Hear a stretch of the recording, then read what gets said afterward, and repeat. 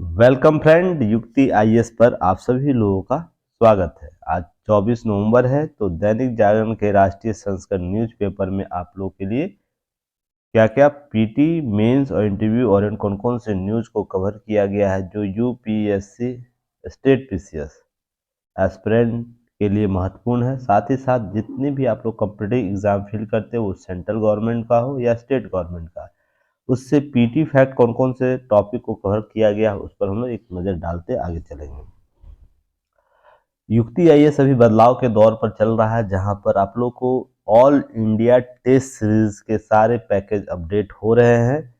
सभी package complete हो चुके हैं, बस अपडेट होना वो बाकी रह गया है।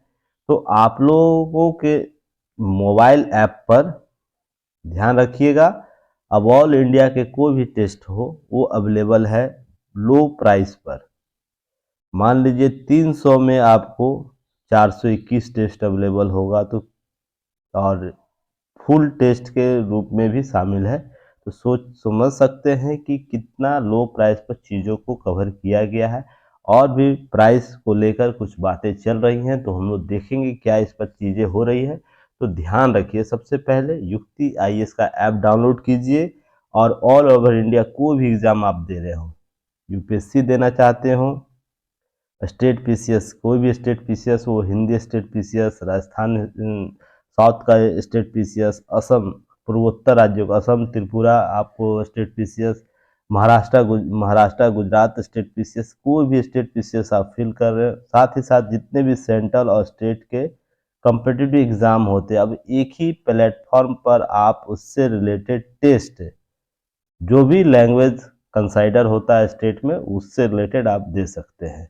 तो चलिए आगे हम लोग बढ़ेंगे। तो आगे बढ़ने से पहले आप लोग क्या करना है, युक्ति आईएएस के यूट्यूब चैनल को भी सब्सक्राइब कर लेना है।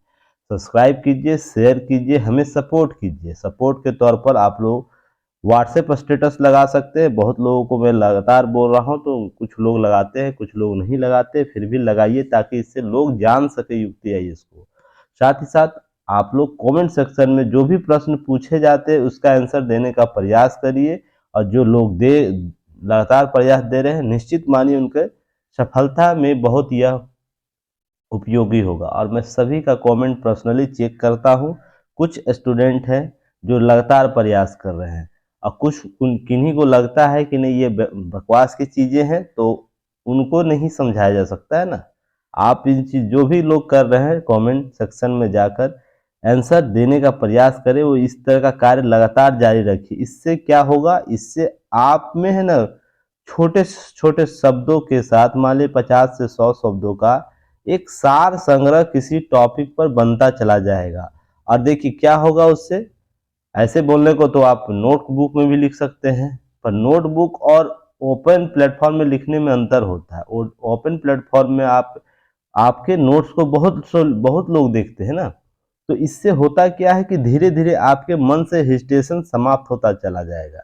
अगर उस पर कोई नेगेटिव आपको रिव्यू आएगा तो आप सुधार के प्रयास करेंगे। अर्थात कहने नेगेटिव रिव्यू का मतलब कि कुछ टॉपिक आप लिखे हैं, आपने आज लिखा है, तो उसके बारे में कुछ डॉट होगा किन्हीं में, किन्हीं में आप लगता है कि किन्हीं का सोर्स गलत हो सकता है, तो कोई भी व्यक्ति विशेष उस पर कमेंट करके ये बता सकता है कि ये सोर्स गलत है आपका, या तो आपने जो लिखा वो भी गलत है। तो इससे होगा कि आप में भी खुद इम्प्रूवमेंट होगा, और जो व्यक्ति देख रहा है उसमें भी इम्प्रूवमेंट होगा। तो जो व्यक्ति लगातार कर रहे हैं, ये लगातार करते रहिए। ये नया टेक्निक डेवलप किया गया है। देखिए हम बहुत से प्रयास ऐसे कर रहे हैं जो अभी तक है ना हमारे एजुकेशन कॉम्पिटिटिव एग्जाम सिस्टम में डेवलप नहीं हुआ, उसी का युक्ति आईएएस नए नए प्रयास लेकर आया है। आप लोग का लाभ लीजिए। और ये ऐसा नहीं केस स्टडी के तौर पर, बहुत से विश्व के बहुत से देशों में ये जापानी टेक्निक है, ध्यान रखिएगा, जापानी टेक्निक इसे बोला जाता है, जो युक्ति आईएएस आपके प्लेटफॉर्म पर यूज कर आपके स्टडी मटेरियल को लेकर। जापान में देखिएगा, जापानी टेक्निक यह कहता है कि किसी भी चीज को है ना याद करने के लिए, किसी भी टॉपिक को याद करने के लिए उसे शॉर्ट केस स्टडी के तौर पर यूज कीजिए। शॉर्ट केस स्टडी के तौर पर अपने अध्ययन अध्यापन में शामिल कीजिए। तो देखिए आप लोग इसका प्रयास कीजिएगा। जो लगातार प्रयास कर रहे हैं वो प्रयास जारी रखें, जो नहीं समझ रहे हैं ना, तो समय के साथ आप समझ जाइएगा। तो ज़्यादा चीज़ों को है ना समझने की कोशिश कीजिए, उसके अपने एग्जाम हॉल में उतारने की कोशिश कीजिए और अंत में आपको इसका परिणाम जरूर निकलेगा। और जो लगातार 1 महीने से ये कर रहे हैं उनको प्रभाव इसका नज़र भी आ रहा होगा। तो चलिए हम लोग आगे बढ़ते हैं। चलिए, पहला टॉपिक आपको बहुत ही इम्पोर्टेंट है, जो आपको पीटी, मेंस और इंटरव्यू तीनों स्तर पर लगातार काम देगा। वो पीटी से रिलेटेड प्रश्न हो या मेंस में रिलेटेड प्रश्न हो या इंटरव्यू में। अगर इंटरव्यू की बात की जाए तो चुनाव आयोग से संबंधित 10 अभ्यर्थियों में से 3 से 4 अभ्यर्थियों को यह प्रश्न जरूर पूछा जाता है। इसका रेशियो आपको संदर्भ में आ जाता है। और मेंस की बात की जाए तो मेंस आपको हर 2 साल में इससे रिलेटेड प्रश्न टॉपिक होता है। वो यूपीएससी का हो या स्टेट पीसीएस का, आप पेपर प्रीवियस ईयर क्वेश्चन निकाल के देखिएगा। यूपीएससी की बात हो तो 2 से 3 साल लग जाएगा, या तो हो सकता है 4 साल भी जा सकता है, पर रिपीटेड प्रश्न जरूर होता है। पर स्टेट पीसीएस में हर 2 साल में यह टॉपिक रिपीट होता है। आप किसी भी स्टेट पीसीएस का कवर कीजिएगा प्रीवियस ईयर क्वेश्चन, आप एक बार निकाल के दे तो देखिए क्या है नहीं है, यार कमेंट सेक्शन में लिखिए क्या मैंने बात सही बोला या नहीं बोला है। चलिए, इसमें बहुत से सुधार की बात की जा रही है और इसमें मैंने शायद 2 नवंबर को या 5 नवंबर को इससे रिलेटेड आपको न्यूज कवर कर चुका हूं। तो इसके जो एक पार्ट है कि चुनाव सुधार क्या होता है, चुनाव सुधार में कौन कौन से बदलाव किए गए हैं, 2000 से पहले चुनाव आयोग में क्या सुधार किए गए, 2000 बाद वर्तमान तक, 2000 से लेकर वर्तमान तक कौन कौन से सुधार किए, सभी डायलेमा पर मैंने चर्चा की, सभी एस्पेक्ट पर मैंने चर्चा कर चुका हूं। संवैधानिक संस्था क्या होती है, संवैधानिक संस्थाओं का स्वरूप कैसा है, इस पर मैंने 2 नवंबर या 5 नवंबर को होगा, मुझे जहां तक याद आ रहा है 2 या 5 नवंबर को इसका न्यूज होगा। लिस्ट आप लोगों को शेयर किया जाता है, लिस्ट में जाके एक बार देख लीजिएगा, ठीक ना। अब हम लोग बात करते हैं इसमें। देखिए हुआ क्या है मामला कि शीर्ष अदालत ने चुनाव आयुक्त गोयल की नियुक्ति की फाइल तलब की है, पूर्ण स्वायत्तता की और बात कर रहा है, जिसमें देखिए होता क्या है। और यह यूपीएससी के जीएस पेपर 2 संवैधानिक निकाय से यह न्यूज आपको टैली करेगा। स्टेट पीसीएस वाले अपने स्टेट के जीएस पेपर से टैली करके आगे इस न्यूज को देखेंगे। तो चलिए देखिए, हुआ हाल ही में जो सुप्रीम कोर्ट ने, एक सेकंड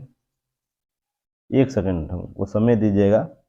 हाँ चलिए, कि सुप्रीम कोर्ट ने नव चुनाव आयुक्त जो है अरुण गोयल की नियुक्ति की फाइल सरकार से मांगी और सरकार से यह पूछा है कि वह देखना चाहता है कि नियुक्ति की क्या प्रक्रिया अपनाई गई है और उसमें कोई गड़बड़ी तो नहीं है। यह बात सुप्रीम कोर्ट के द्वारा की गई, क्योंकि चुनाव आयुक्त की नियुक्ति के संदर्भ में कोलेजियम से संबंधित एक जनहित याचिका सुप्रीम कोर्ट में उस पर कार्रवाई चल रही है, उस पर बात बेंचेज बैठी हुई है। तो देखिए, तो उसी अंतर संबंध में बातें हो रही है कि कोलेजियम की जो व्यवस्था अपनाने की जो संबंधित जन याचिका है उसके आयाम क्या क्या हैं, इसके एस्पेक्ट किस रूप से सामने आ रहे हैं, क्या यह लोकतांत्रिक स्वरूप को बनाए रखने के लिए कोलेजियम प्रणाली को चुनाव आयोग जैसी संस्थाओं में भी लागू करनी चाहिए। हालांकि आप जानते हैं न्यायपालिका में कोलेजियम प्रणाली जारी है।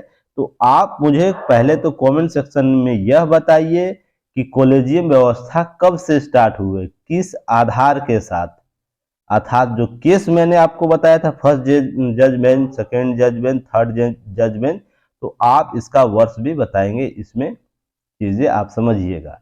मैंने आप लोगों को बताया है ना। तो कॉलेजियम व्यवस्था न्यायपालिका में कब से स्टार्ट हुआ, कमेंट सेक्शन में आप लोग फटाफट आंसर दे दीजिएगा और उम्मीद करूंगा अधिक से अधिक लोग पासपेट, क्योंकि ये सब पहले मैंने चर्चा कर चुका हूं। तो आप लोग से उम्मीद करता हूं जो नए हैं, तो नए लोगों को क्या करना है, एक बार आप लोग सर्च कर सकते हैं गूगल, और धीरे धीरे याद रखिएगा सभी चीजों पर चर्चा मैं करता चलूंगा, आप लोग को टेंशन नहीं लेना है। देखिए, 5 सदस्यीय पीठ ने केंद्र सरकार को चुनाव आयोग से संबंधित जो चुनाव आयुक्त है गोयल नियुक्ति की फाइल 24 नवंबर अर्थात आज उसको जमा करने की बात की गई है। आज इस पर बहुत निर्देश आ सकता है, कुछ उस पर क्या राय लेती है सुप्रीम कोर्ट, तो वो देखने वाली बात होगी। देखिए, यहाँ पर बात हो रही है एडीआर रिफॉर्म ने बात की, एडीआर जो एसोसिएशन फॉर डेमोक्रेटिक रिफॉर्म है। सही 4 याचिकाएं लंबित है, जिसमें मुख्य चुनाव आयुक्त और चुनाव आयुक्तों की नियुक्ति प्रधानमंत्री, भारत के प्रधान न्यायाधीश और लोकसभा के नेता के विपक्ष के 3 सदस्यीय कोलिजियम से कराए जाने की मांग है। तो देखिए, कोलिजियम व्यवस्था को लागू करने के लिए बात यहाँ एडीआर जो संस्था है उसके द्वारा की गई है, सुप्रीम कोर्ट में जनहित याचिका दायर करके। तो इसे हम लोग इस न्यूज़ को समझ लिए, बाकी चीज़ें जो है हम लोग इसके नोट से समझेंगे।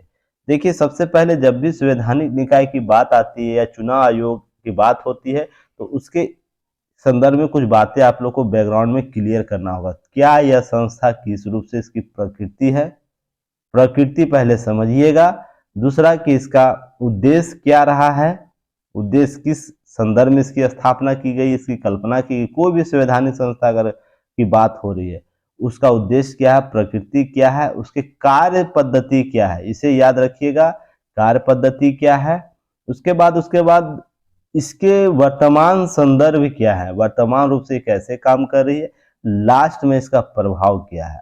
इस बैकग्राउंड को समझिएगा तो जाके किसी संवैधानिक निकायों के संपूर्ण आपको चीज़ों को कवर कर पाएंगे कि हाँ, किस रूप से इसकी वास्तविकता कायम की है, क्यों इसकी मांग की जा रही है। अब ऐसे ही एडीआर ने ऐसे ही नहीं कर दिया कि नहीं इसमें सुधार कर दीजिए सर और आप है ना कोलेजियम व्यवस्था ला दीजिए, जबकि कोलेजियम व्यवस्था न्यायपालिका में लगातार विवादों में रही है, प्रश्नगत रही है लोगों के, बुद्धिजीवियों के वर्ग में। तो आप इसे ध्यान रखिएगा कि इन सब चीज़ों को कैसे कवर किया जाए। तो ये बात आपको समझने की जरूरत है कि ये क्यों मांग उठ रही। तो मैंने मांग आपको बता दी ना किस रूप से आपको मांग समझनी है, सारे डायलेमा आपको समझना होगा। तो उसी में हम लोग को समझना है कि चुनाव आयोग एक संवैधानिक निकाय है और यह संविधान में उल्लेखित नियमों विनियमों के अनुसार कार्य करती है, भारत में चुनाव कराने के लिए उत्तरदायी है।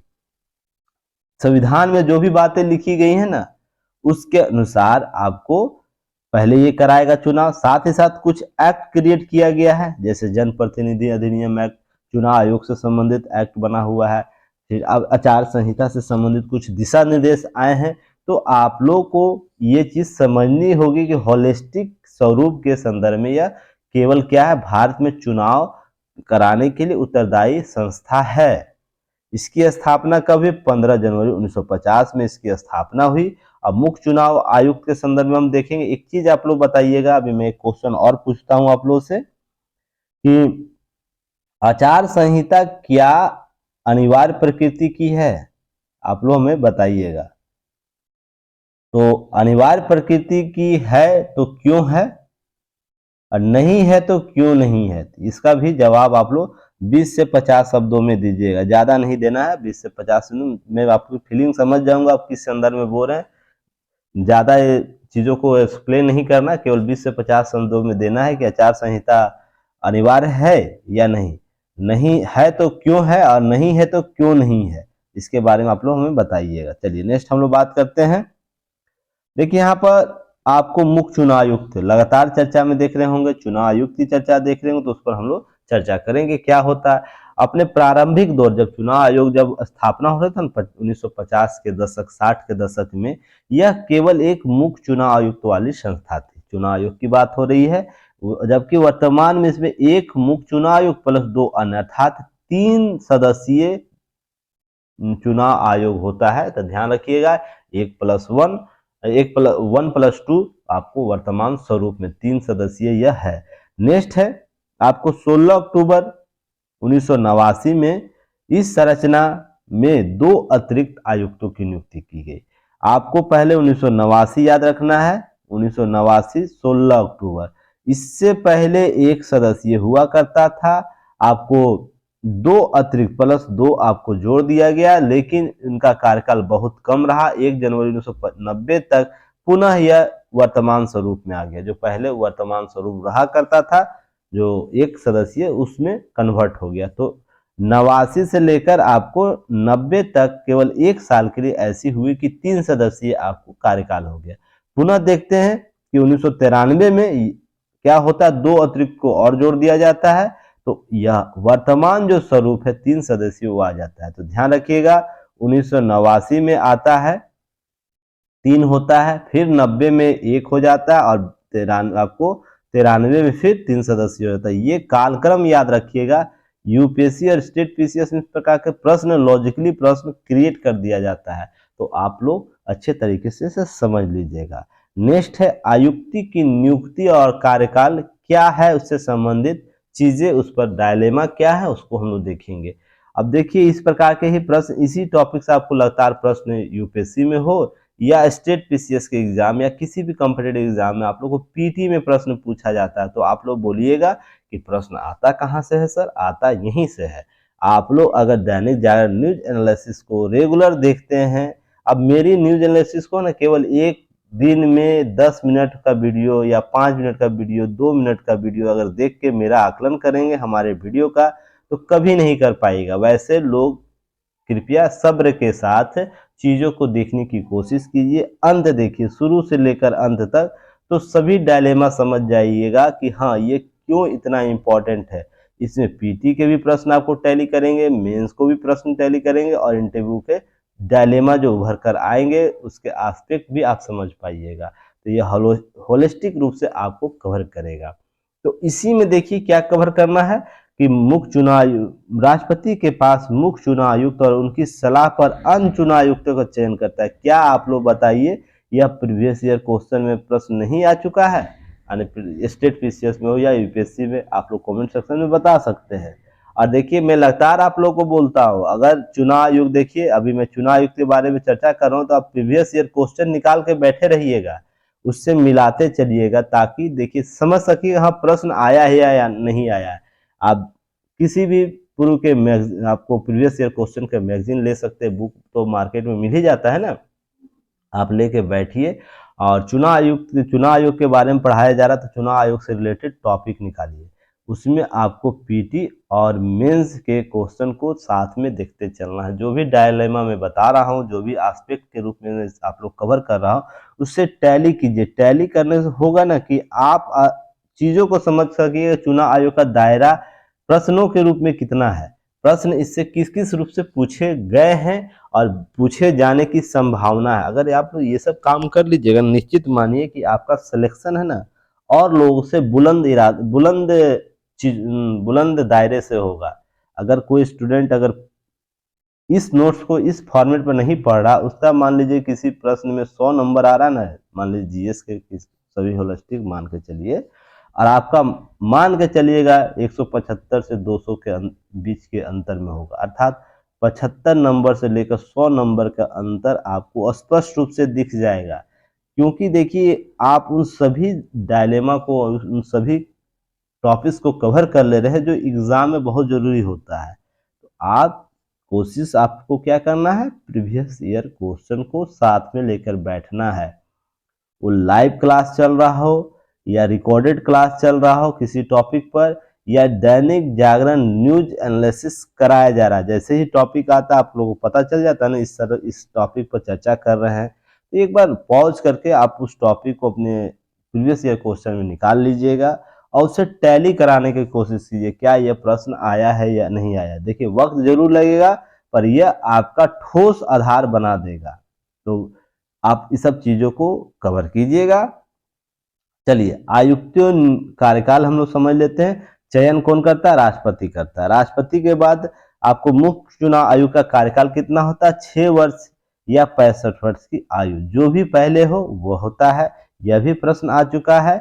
मुख्य चुनाव आयुक्त और अन्य चुनाव आयुक्तों को सर्वोच्च न्यायालय न्यायाधीशों समान वेतन और भत्ते मिलते हैं, यह भी प्रश्न के रूप में पूछा जा चुका है। यह लाइन, मुख्य चुनाव आयुक्त केवल संसद द्वारा सर्वोच्च न्यायालय के न्यायाधीशों के हटाए जाने से संबंधित प्रक्रिया या प्रविधा के माध्यम से ही राष्ट्रपति द्वारा हटाया जा सकता है। कहने का अर्थ यह है ना कि पहले तो चुनाव आयुक्त की नियुक्ति कौन करेगा? राष्ट्रपति करेगा, मुख्य चुनाव आयुक्त की नियुक्ति। उसके बाद अन्य जो 2 लोग बचे हुए वो मुख्य चुनाव आयुक्त के सलाह पर राष्ट्रपति के द्वारा ही किया जाएगा।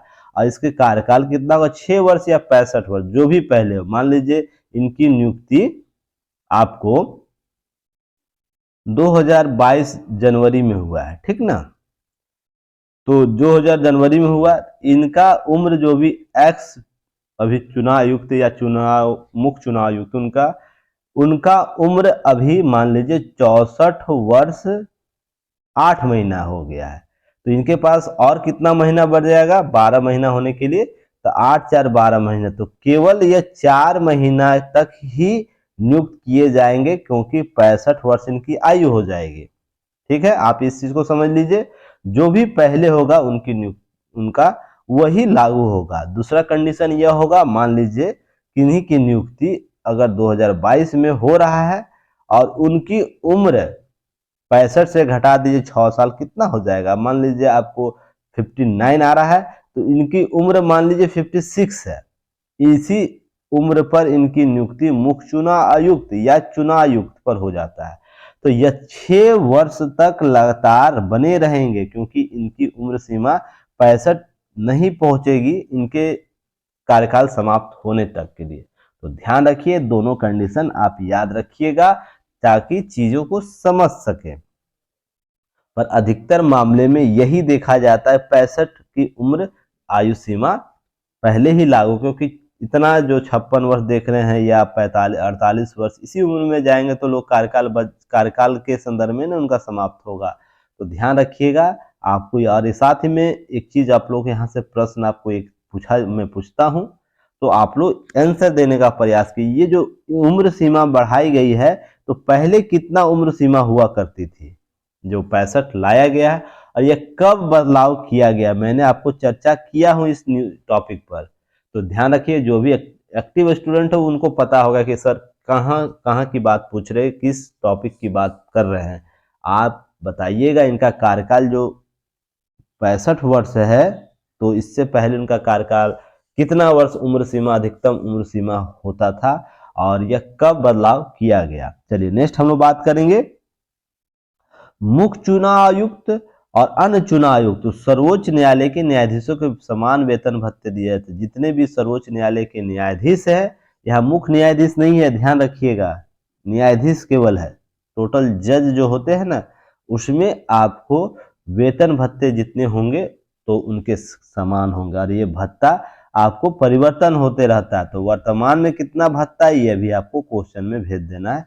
जो वेतन कितना है आपको, चुनाव जो निर्वाचन आयोग के न्यायाधीश है उनका कुल वेतन कितना है, तो आप लोग कमेंट सेक्शन में दे दीजिएगा। ये सब ऑब्जेक्टिव टाइप के प्रश्न है, आप लोग को स्वयं भी सर्च कर लेना चाहिए। मुख्य चुनाव आयुक्त की सिफारिश के बिना अन्य आयुक्तों को उनके पद से नहीं हटाया जा सकता है। सबसे इंपॉर्टेंट पार्ट है, यहाँ ध्यान रखिएगा। नियुक्ति में भी सलाह चाहिए और उनको हटाने के लिए भी सलाह चाहिए। अब ऐसा नहीं कि नियुक्ति सलाह के साथ कर दिए, हटा दिए अपने मर्जी से, राष्ट्रपति ऐसा नहीं कर सकते हैं, ध्यान रखिएगा। तो इसके लिए प्रक्रियाएं अपनाई जाती है। तो अर्ध न्यायिक स्वरूप के संदर्भ में चर्चा यहाँ पर देखने को लगातार आपको चुनाव आयोग के संदर्भ में, निर्वाचन आयोग के संदर्भ में देखने को मिल जाता है। तो कुछ अर्ध न्यायिक स्वरूप क्या है उस पर हम लोग चर्चा कर लेंगे। आगे हम लोग फिर चर्चा करेंगे बहुत से डायलेमा पर। तो अनुच्छेद 103 याद रखिएगा, यह राष्ट्रपति संसद के सदस्यों की योग्यता के संदर्भ में निर्वाचन आयोग या चुनाव आयोग से परामर्श करता है। तो 103 अनुच्छेद याद रखिएगा संविधान का। नेक्स्ट है 132 192 याद रखिएगा, जिसके तहत क्या है, राष्ट्रपति राज्य विधानमंडल के सदस्यों की योग्यता के संदर्भ में राज्यपाल के निर्वाचन आयोग से परामर्श करेगा। तो 103 कौन करेगा, राष्ट्रपति करेगा। किससे करेगा, संसद से करेगा, योग्यता के संदर्भ में बातें करेगा। ऐसे ही आपको राज्य विधानमंडल है। नेक्स्ट है, आयोग के पास ऐसे उम्मीदवार को प्रतिबंधित करने की शक्ति है जो तय समय के भीतर कानून के अनुसार निर्धारित तरीकों से अपने चुनाव खर्चों का लेखा जोखा आयोग के सामने पेश नहीं करते। यह चुनाव सुधार में आया था, यह अभ्यास किया गया जिसमें आपको लेखा जोखा देना है। पहले भी बात हुई, वर्तमान स्वरूप में अधिक रूप से देखने को मिलता है। अब निर्वाचन आयोग की भूमिका आप देखिएगा, क्या है निर्वाचन, भारतीय निर्वाचन आयोग की भूमिका या चुनाव आयोग की भूमिका। एक सेकंड होल्ड कीजिएगा, अभी भी मेरा गला दर्द कर रहा है, ठीक ना, इसीलिए मैं स्लो स्लो बोल रहा हूँ, ज्यादा स्पीड नहीं कर रहा हूँ, हमें कोऑपरेट कीजिएगा। कुछ दिनों की बात है, एक्चुअली लगातार मैं बोलता हूँ ना, जिसके वजह से ये हो जाता है। आप कंटिन्यूटी देखिए, 40 मिनट में बोलूंगा तो हो जाता है, ब्रेक नहीं हो पाता है ना, जिसके वजह से ये गला में कुछ प्रॉब्लम हो गया था, सूजन हो गया था। डॉक्टर ने बोला है थोड़ा सा रेस्ट कीजिए या तो धीरे धीरे बोला कीजिए। तो आप लोग भी थोड़ा सा कोऑपरेट मुझे कीजिएगा, फिर समय के साथ सब ठीक हो जाएगा। वर्तमान बदलती परिस्थितियों में चुनाव आयोग की भूमिका प्रभावी हुई है। तो क्या कारण इसका रहा है प्रभावी होने का इतना? पहले मान लीजिए कोई संस्था इतना रूप से काम करे, मात्रा इसका इतना है काम करने का, पर कुछ परिस्थिति ऐसी उभरी कि इसकी मात्रा में वृद्धि हो गई काम करने में। ऐसा कुछ कारण रहा होगा ना, अचानक तो नहीं रह गया होगा। इस डायलेमा को उभरने में कुछ कारण रहा होगा। इसके लिए क्या है, कुछ वर्षों में विधायिका कार्यपालिका का ह्रास हुआ है। तो ह्रास हुआ है तो जो भी संस्थाएं हैं वो एक्टिव हो गई ना, इसके पैरेलल जो संस्थाएं काम करती, जैसे न्यायपालिका हो या जो चुनाव प्रक्रिया संबंधित चीजों को, जब मान लीजिए विधायिका कार्यपालिका अपने कार्यों में उत्तरदायी होंगे तो संबंधित, जैसे अब विधायिका में अपराधीकरण बढ़ रहा है तो उसको रोकने के लिए चुनाव आयोग या तो न्यायपालिका ही काम करेगी ना। तो चुनाव आयोग इस मामले में चीजों को जब उसके ऊपर हावी होगा तो जरूर यह तो प्रभावी है ना। ये समान धारणा है कि जब कोई एक व्यक्ति दूसरे पर प्रभावी होगा तो उसके सीमा, कार्य सीमा में भी वृद्धि होता चला जाएगा। तो ऐसे ही आपको चीजों को समझना है कि विधायिका और कार्यपालिका के कार्यों का ह्रास हुआ है, उसके प्रकृति, उसके उत्तरदायित्व में ह्रास हुआ। वहीं दूसरी ओर चुनाव आयोग और न्यायपालिका की भूमिका में उत्तरोत्तर वृद्धि हुई है, क्योंकि हम ब्रिटिश मॉडल से शिफ्ट होकर अमेरिकन मॉडल की ओर बढ़ रहे हैं, जो भी व्यवस्था है उसकी ओर। अब मैंने आपको पॉलिटी की क्लास में ये समझा चुका हूँ। जो लोग नहीं समझें तो यूपीएससी और स्टेट पीसीएस के बैच जरूर ज्वाइन कीजिए, नहीं तो होगा क्या, आप सारी चीज़ों को समझ, अब देखिए अब मॉडल है, इस पर मैं 20 से 25 मिनट बोलूँगा तभी मॉडल यह समझ में आएगा आप लोगों को। तो जो स्टूडेंट करते हैं उनको पता होगा ब्रिटिश मॉडल और अमेरिकी मॉडल किस रूप से मैं बात कर रहा हूँ। तो प्रयास कीजिए आप यूपीएससी और स्टेट पीसीएस का जो बैच पॉलिटी का हो, हिस्ट्री का हो, सभी को ज्वाइन कीजिए। यहाँ पर जो चीज़ें आपको कवर कराई जा रही है ना, वो केवल एग्जाम ओरिएंट को ही कवर किया है, जो एग्जाम में लगातार उससे संबंधित प्रश्न पूछा जाता है। तो यहाँ पर ध्यान रखना है कि उत्तरोत्तर वृद्धि हो रही है, इसके कारण भी यह बदलाव उभर कर सामने आए। नेक्स्ट है चुनाव आयोग आचार संहिता लागू करता है, लागू होता है ना। इसी संज्ञान को ध्यान में रखते हुए राजनीतिक दलों और उम्मीदवारों की निगरानी और उल्लंघन के मामले उचित कार्रवाई का अधिकार देता है। तो यह इससे भी चुनाव आयोग प्रभावी हुआ है। नेक्स्ट आपको ये दो चीजें याद रखना, एक तो क्या है, जो विधायिका और कार्यपालिका के कार्यों में ह्रास हुआ, उसके उत्तरदायी में ह्रास हुआ, जिसके कारण चुनाव आयोग या तो न्यायपालिका भी पूछे तो यही उत्तर होगा। न्यायपालिका भी आपको जो न्यायिक सक्रियता की बात जो उभर कर सामने आई है ना, उसके संदर्भ में यही चीजें हुई है कि अगर विधायिका कार्यपालिका सही काम करता है तो कार्यपालिका क्यों उसके कार्यों में आएगी। ऐसा डायलेमा तभी उभरता है जब एक संस्था, मान लीजिए आपके घर में 5 लोग हैं, एक फादर जी है, एक मम्मी है, 3 आप लोग, 2 लड़का 1 लड़की है, ठीक है ना। मैं इसको एग्जांपल फ्रेश पेज में देता हूं तो समझ में आ जाएगा। आपके घर में आपके गार्जियन है, माता पिता, और इनकी 3 संतान है, एक 2 पुत्र है बॉयज और 1 पुत्री है गर्ल, ठीक ना। मान के चलिए, इससे दिल पर किन्हीं को लेना नहीं है कि किन्हीं के 5 परिवार है तो आप उसी का उदाहरण मैं दे रहा हूं। तो देखिए यहाँ पर चीजों को समझिएगा। यहाँ उत्तरदायी की बात हो रही, जवाबदेहिता की बात हो रही है। अब बड़ा बेटा एक है, ए है, या बी हुआ या सी हुआ, समझिए लड़की सी हुई, ए बी सी डी, समझ गए ना। तो यहाँ पर कार्यपालिका उत्तरदायी नहीं ले रही, विधायिका उत्तरदायी नहीं ले रही है। तो देखिए इसमें क्या होगा, कोई व्यक्ति, 3 अगर संस्थाएं हैं, एक न्यायपालिका समझ लीजिए, एक विधायिका समझ लीजिए, एक कार्यपालिका समझ लीजिए। मान लीजिए ये विधायिका और कार्यपालिका काम नहीं कर रही है तो कौन काम करेगा, लास्ट में यही बच जाएगा ना, एक वो मजबूर हो जाएगा, काम करना इसको होगा। और मान लीजिए ये नहीं करेगा तो जो ये संस्था है, तो संस्था खराब नहीं हो जाएगा, संस्था की सारी व्यवस्थाएं समाप्त नहीं होने लगेगी। सभी लोग जो संस्था में लोग शामिल हैं वो अनकंट्रोल्ड वर्क से काम नहीं करेंगे, बताइए तो इसका प्रभाव क्या होगा। जनता पर होगा, एक प्रकार से माता पिता उसमें जो रह रहे हैं लोग उस पर प्रभाव आएगा। अब ऐसे ही मान लीजिए एक चीज और एग्जाम्पल समझ लीजिए इसी से, अगर मान लीजिए ए एक्स वाई माता पिता हैं, इधर ए बी सी डी, ठीक ना।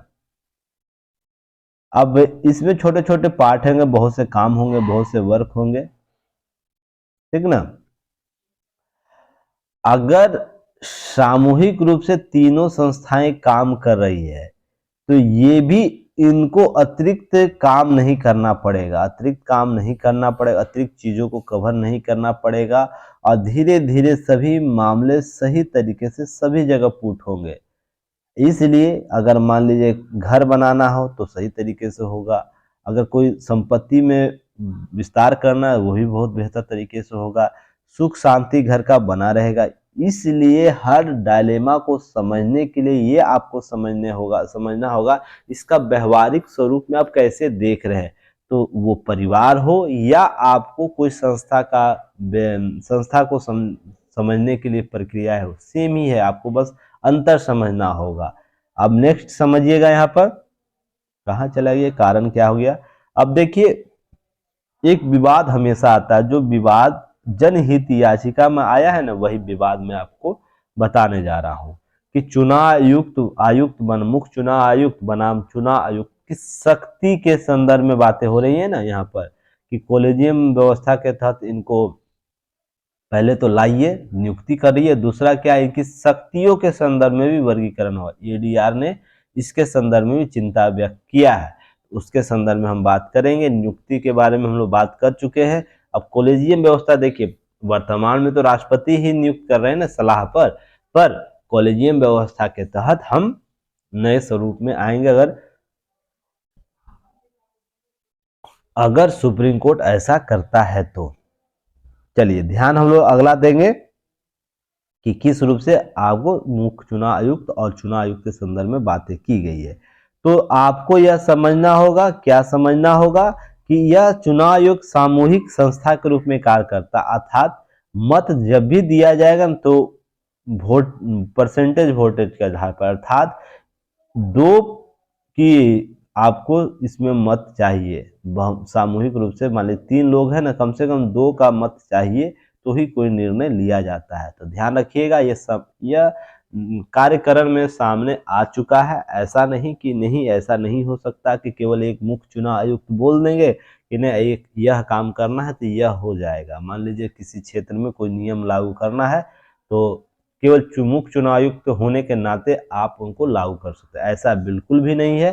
पहले 2 में से कम एक आपके सपोर्ट में होने चाहिए तो ही बहुमत मिलेगा, तो आप उसे लागू कर सकते। तो एक ध्यानिएगा, यह सामूहिक संस्था के रूप में करता, कोई भी निर्णय है ना सामूहिक रूप से लिया जाता है।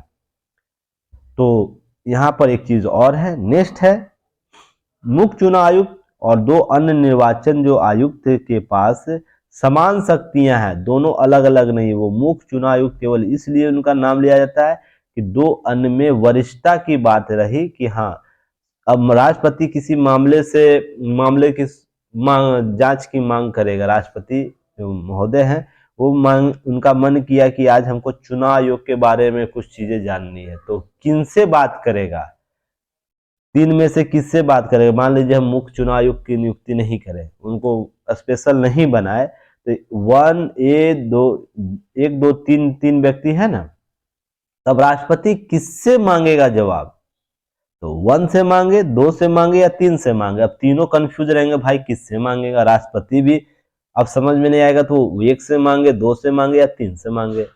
इसलिए देखिए क्या किया गया है, या उत्तरोत्तर से जवाबदेही तय करने के लिए एक को मुख्य बना दिया गया है, बाकी शक्तियां तीनों की समान है, उसको जो भी लागू करना है, जो भी चीजें दी गई है संवैधानिक रूप से अधिकार वो समान है। पर जब राष्ट्रपति के मामले में किसी मामले की जांच हो, मामले की संदर्भ में बातें करनी होगी या कोई जवाब मांगेगा या राय मांगेगा राष्ट्रपति किसी मुद्दे पर, जैसे आपको अयोग्यता के संदर्भ में राय मांगती है ना चुनाव आयोग से, तो मुख्य चुनाव आयुक्त से ही मांगेगा। और स्पष्ट होता है कि अब 2 लोग जो होंगे ना इस मामले में भी वो राय देंगे मुख्य चुनाव आयुक्त को, पर अंतिम रूप से वो राष्ट्रपति को कौन जाके देगा, मुख्य चुनाव आयुक्त देगा। तो यहाँ पर समझिएगा कि राष्ट्रपति को ज्यादा कंफ्यूजन ना हो इसके लिए किया जा सकता है, और जो नियुक्त अधिकारी हैं अर्थात जो आयुक्त है उनको भी स्वयं के स्तर पर कंफ्यूजन ना हो, राष्ट्रपति किससे जवाब मांगे, क्योंकि राष्ट्रपति चुनाव आयोग को लेटर भेजेगा ना, चुनाव आयोग को बिहाफ लिख कर भेजेगा, तो चुनाव आयोग में यह कंफ्यूजन क्रिएट ना हो कि जवाब किससे मांगा गया है। तो ये भी स्पष्ट करने के लिए आपको यह मुख्य चुनाव आयोग जैसी व्यवस्था की गई है। अब देखिएगा इसके उनके वेतन भत्ते दूसरे अनुलाभ भी एक समान होते हैं, तीनों व्यक्ति 1 2 3 जो 3 व्यक्ति नियुक्त है चुनाव आयोग में तीनों के वेतन समान होंगे, भत्ते भी समान होंगे, दूसरे लाभ।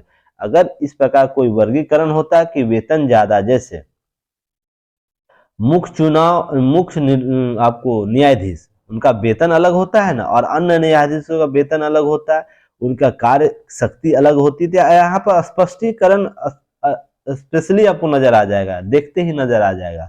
पर चुनाव आयुक्त में ऐसी और मुख्य चुनाव आयुक्त में ऐसा अंतर नहीं देखने को मिलता है। और सर्वोच्च न्यायालय के न्यायाधीश के समान को शक्तियां प्राप्त होती है। ध्यान रखिएगा, सुप्रीम कोर्ट के जो न्यायाधीश होंगे उनके समान ही मुख्य चुनाव आयुक्त और अन्य दो निर्वाचन या चुनाव आयुक्त हैं उनको यह शक्ति प्राप्त होगी। अगर ऐसा होता, कुछ स्पेशल कैटेगराइजेशन किया रहता, तो मुख्य चुनाव आयुक्त को सुप्रीम कोर्ट के मुख्य चुनाव आयुक्त के समान इनको अधिकार दिया जाता ना, और अन्य निर्वाचन या चुनाव आयुक्त के जो लोग हैं आयुक्त हैं उनको सुप्रीम कोर्ट के अन्य न्यायाधीश के समान अधिकार दिए जाते हैं ना। तो ऐसा नहीं है, तीनों व्यक्ति को मुख्य जो सुप्रीम कोर्ट के अन्य जज है, मुख्य चीफ जस्टिस ऑफ इंडिया को छोड़कर अन्य जो जज हैं उनके समान सारी शक्तियां दी गई है। तो आपको ये चीज समझनी होगी कि कैसे ये कवर किया गया है।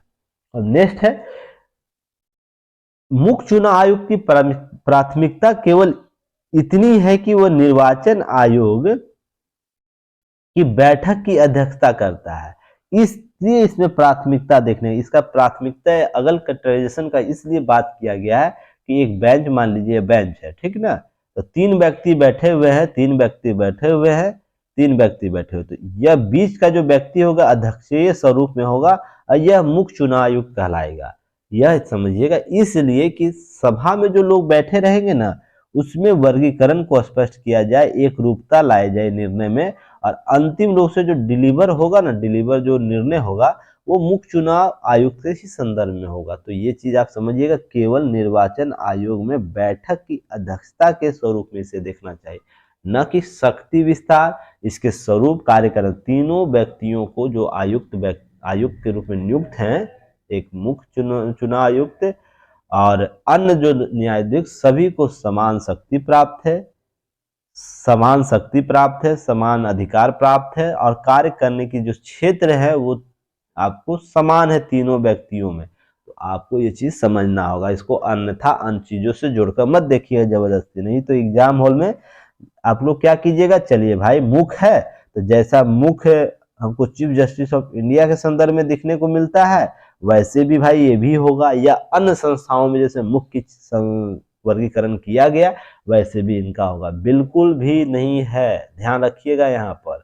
इसलिए मैंने हर चीज पर आपको डायलेमा को कवर कर रहा हूं ताकि कंफ्यूजन ना हो। आपसे प्रश्न या इंटरव्यू में पूछ देगा, क्या पूछेगा, अच्छा बाबू ये बताओ कि चीफ जस्टिस ऑफ इंडिया और आपको मुख्य चुनाव आयुक्त है, उसमें मूल अंतर क्या है, मूल अंतर आप बता सकते हैं? तो दुनियादारी की बातें समझा दीजिएगा कि हाँ, कि उसको ये शक्ति प्राप्त है, उसको वो शक्ति प्राप्त है, उसको ये शक्ति प्राप्त है, बहुत सी चीजें आप समझा दीजिएगा। जो भी मैंने चर्चा किया सभी डायलेमा को समझा दीजिएगा।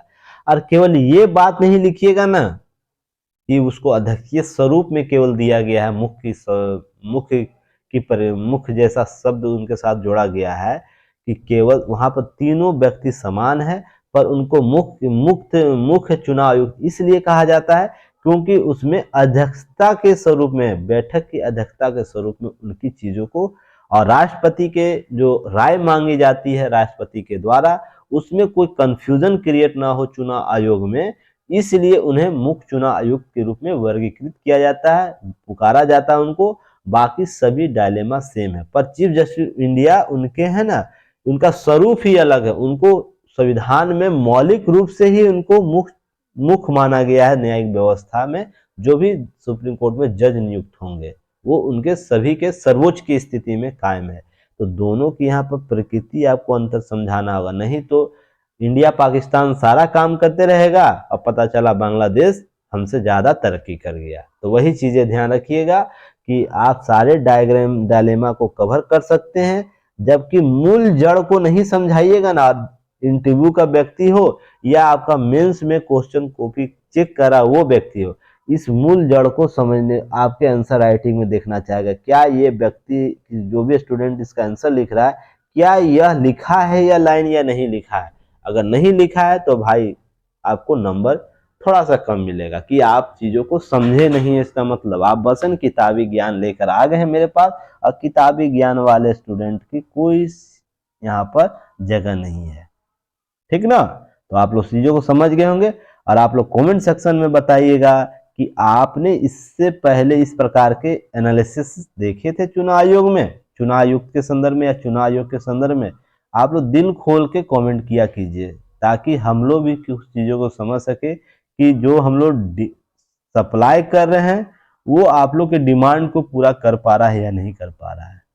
क्या इससे पहले चुनाव आयोग के संदर्भ में ऐसा एक्सप्लेनेशन आपने कभी सुना है कि क्यों चीफ जस्टिस ऑफ इंडिया में मुख्य का अर्थ होता है, अर्थ क्या माना जाता है, और चुनाव आयुक्त में मुख्य का अर्थ क्या माना जाता है? तो आपने इस अंतर के मौलिक अंतर को समझा था आज से पहले? तो कमेंट सेक्शन में जरूर बताइएगा। और देखिए, इनरिलेवेंट कुछ नहीं होता। कोई स्टूडेंट ये बोलते हैं कि सर इनरिलेवेंट बातों को हटा दीजिए। देखो भाई, मैं इंडिया पाकिस्तान और ससुरा के नाती हम नहीं करते हैं। बहुत से चैनल पर ऐसे होते हैं, मैं डायरेक्टली बोलता हूँ। देखिए बात है ना, आपको कमीशन क्लियर करना है ना, यूपीएससी क्लियर करना है ना, यूपीएससी क्लियर करना है तो उन कॉन्सेप्ट को डेवलप करना पड़ेगा जो एग्जाम में आपको उपयोगी है। मैं यहाँ पर किसी व्यक्ति विशेष पर आक्षेप नहीं लगा रहा हूँ, पर आप है ना हर चीज को मजाक में नहीं ले सकते। मजाक अगर आपके साथ करने लगेगी ना तो आप 5 बार मेंस भी लिख के ना बाहर आइएगा। और बहुत से आपको यूट्यूबर ऐसे मिल जाएंगे जो अर्थ का अनर्थ बनाए रहते हैं। मैंने बीपीएससी के मामले में मैं इतना चीज़ों के लिए गंभीर हो गया था कि मैं सोचा कि सारे यूट्यूबर को एक पीआईएल दायर करवा दूं पटना हाई कोर्ट में, कि बच्चों में कितना आपको है ना डर पैदा कर दिए थे कि मार्क्स को लेकर, इतना मार्क्स आ रहा है, इतना मार्क्स आ रहा है, ये आ रहा है, वो आ रहा है। लगता है जिनको कोई ज्ञान नहीं, आज तक पीटी पास नहीं किए हैं, वो भी ज्ञान दिए जा रहे हैं यूट्यूब पर। तो देखिए, उन सब चीज़ों से आप बचिए। संस्थाएं क्या कर रही है उसको बस समझिए, संस्थाओं का प्रकृति क्या है उसे समझिए।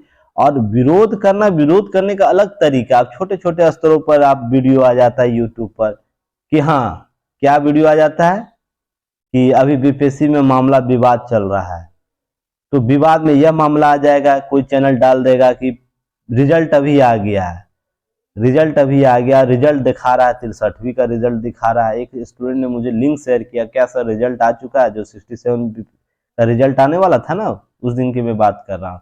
और जो वीडियो बनाया था उसकी नैतिकता का स्तर देखिए, उसके व्यवहारिक पक्षों को देखिए कि ये 63 का है ना डाल दिया था रिजल्ट, और बोला कि रिजल्ट आ चुका है, कट ऑफ गया है 92, ऐसा लिख दिया। तो इससे होता क्या, जो रेगुलर बच्चे उनकी मानसिक हालात बिगड़ने लगते हैं। तो डायरेक्ट हम लोग को कॉल करेंगे, सर ऐसे ऐसी बात है, सर क्या ये सही है? तो देखिए बात है ना, व्यूअरशिप पर मत जाइए, आप कंटेंट पर जाइए। कहने का अर्थ है कि वेट कीजिए। इस प्रकार के कभी भी डायलेमा उभर कर सामने आता, वेट करने की क्षमता डेवलप कीजिए कि हाँ, इसका एक्चुअल क्या रिजल्ट आने वाला है। अब 113 का कट ऑफ आ चुका है, तो 13 में आप कट ऑफ की बहुत सी संभावनाएं अगर विपरीत परिस्थितियों में देखने को मिल रहा है, तो हम लोग उसका वेट करेंगे ना। अब ऐसा नहीं है कि बार बार यूट्यूब चैनल खोलेंगे और देखिए व्यूअर के लिए लोग अनाप से शनाप किए रहते हैं। तो आप उस सब चीज़ों पर ध्यान न देके केवल स्टडी पर ध्यान दीजिए। और किसी को फॉलो भी करना है तो आप फॉलो कीजिएगा सीमित मात्रा में। ऐसा नहीं कि एकदम दिन भर निकाल के और जो भी चीज़ें की जा रही है हमारे सिस्टम में हो रहा अभी वर्तमान बीपीएससी को संदर्भ में, तो उसे आप बार बार देखिए। नहीं तो होगा क्या ना कि आप है ना रिजिड हो जाइएगा किसी लेकर कि हाँ संस्थाएं ऐसे काम करती है संस्था।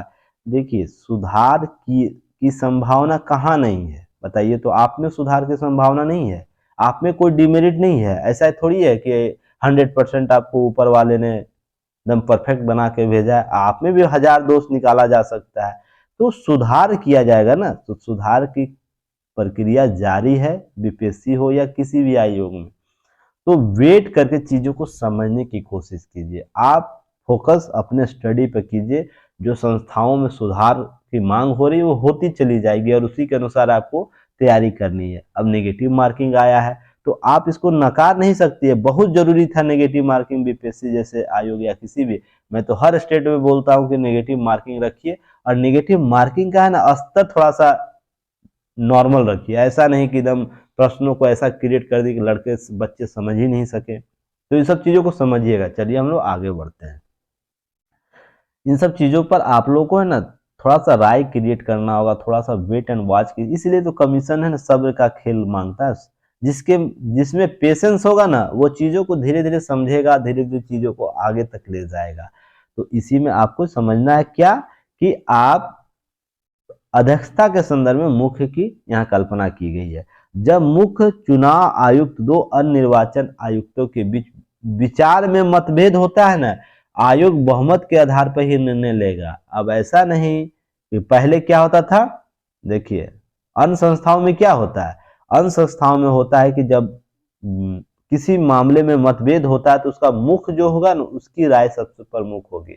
अब लोकसभा में होगा, बात करिए लोकसभा अध्यक्ष की, जब समान मत होगा तो निर्णायक मत कौन देता है, लोकसभा अध्यक्ष देता है। इसी तरह आपको और भी संस्थाओं में देखने को निर्णायक मत की चर्चा की गई है ना, पर यहाँ पर ऐसा कॉन्सेप्ट नहीं है। यहाँ पर तीनों व्यक्ति का मत समान है और तीनों व्यक्ति अपना मत देंगे, और जिस पक्ष में अगर पॉजिटिव होगा किसी विषय में, अगर उसे पास करना है तो 2 लोग दे देंगे, एक प्लस हो जाएगा था 2 हो जाएगा तो ये बहुमत आ जाएगा तो वो पारित हो जाएगा। अब मान लीजिए मुख्य चुनाव किसी मामले में, एक सेकंड क्लियर कर दूं, किसी मामले में मुख्य चुनाव आयुक्त ने वोट केवल दिया, ठीक ना, और किसी मामले में दो जो अन्य न्याय, उसी मामले में 2 अन्य जो आयुक्त है वो उन्होंने वोट किया, तो इनका हो गया, तो जो मुख्य चुनाव आयुक्त जो बात बोल रहे वो लागू नहीं होगा। अब मान लीजिए इसी मुद्दे पर यह मामला आता है, एक निर्वाचन आयुक्त ने समर्थन किया, एक आयुक्त ने बोला कि नहीं होना चाहिए, एक बोला मैं न्यूट्रल रहूंगा, तब क्या स्थिति होगा, तब पुनः इस पर राय बनाई जाएगी। तो ध्यान रखिएगा, यह आपको समझने की जरूरत होगी कि बहुमत के आधार पर ही निर्णय लिया जाता है। यहाँ पर निर्णायक मत का कॉन्सेप्ट नहीं है। तो आपको यूपीएससी में यह प्रश्न पूछा जा सकता है कि क्या निर्णायक मत चुनाव आयोग में है, उसका कॉन्सेप्ट डेवलप है, तो आप लोगों को बताना नहीं है।